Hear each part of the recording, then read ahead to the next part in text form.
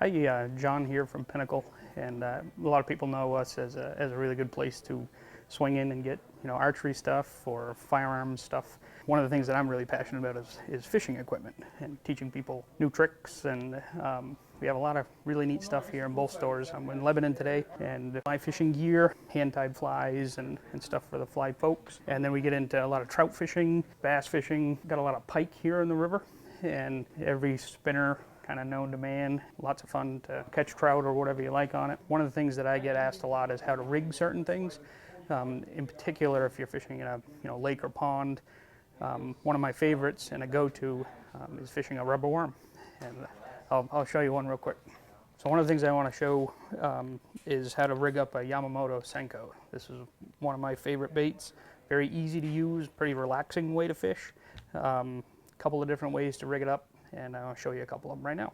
I like these hooks. These Gamakatsu hooks have been around for a long time. I've had great luck with them, and for some people that looks like a really big hook to catch a fish maybe this long with, but they just plain work, and being a bigger hook, sometimes they're a little easier to get out of the fish if you're a catch and release. You can use the same hook for both methods.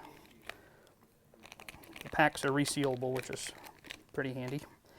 Same with these. I'm going to get a couple of these out. These are 5-inch one, which is my favorite. Very versatile size. You can use it for just about any game fish in New England. So, first one is what's called wacky rigged. And this is, a lot of people know how to do this, but a lot of people do it wrong in my opinion. So I'll show you my way, and you can experiment any way you like. But how this works is you've got kind of two rib sides of this guy. You've got a long side and a short side with a smooth section in the middle. So to wacky rig this thing, you take this hook, be a little bit careful, and right on the edge of the long side, you just drive that hook right straight through it. And the reason why it goes right there is that pretty much balances on the hook. When this is falling down through the water on slack line, no reeling, no nothing, just let it plop into the water and keep your eye on the line and let it fall. When it falls all by itself, it's going to kind of do this down through the water.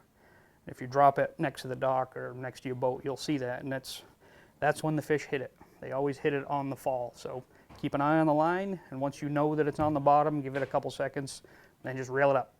Don't waste your time fishing it to the boat or dragging it. Just reel it up, do it again. So the hook is pretty exposed here, as you see. So when you're fishing it like this, that's around cover. A tree in the water or a dock or rocks, don't go casting it in the lily pads, because it's going to get snagged like that. Which brings us to option number 2.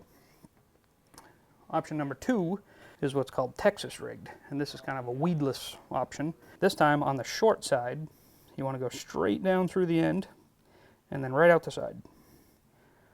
Only about a 1/4 inch or so.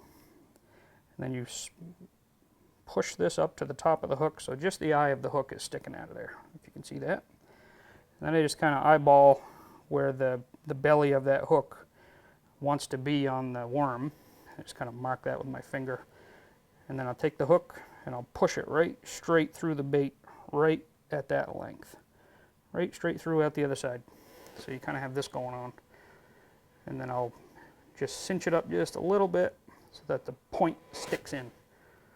And now we've got a weedless situation. So the point is just in there, just under the skin of that thing. Same way to fish it, pretty much. Cast it out and let it hit the water and let it fall. Don't pull it, don't do anything like that. Let this one hit the bottom. This one will kind of nosedive a little bit because the hook, obviously the weight is all on one end.